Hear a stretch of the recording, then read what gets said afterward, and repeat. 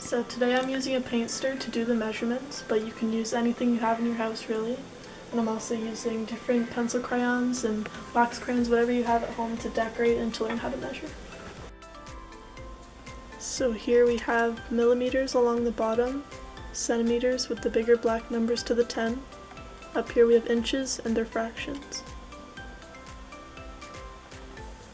So whether you're at home or in the classroom, you can use these to learn the difference between imperial and the metric systems of measurement. So you can use these to learn how to use a measuring tape or even ruler measurements differently. So as you can see here, I have my pencil crayon, and if I put it up, it's around 1 inch and 15/16 of an inch. You can use the metric system, which is centimeters and millimeters.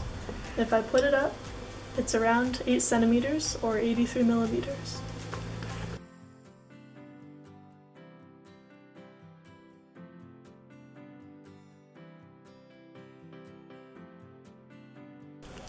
So this is the to scale measurement of 1 to 2 inch. Then here we have a bigger scale where it has all the tinier measurements in between.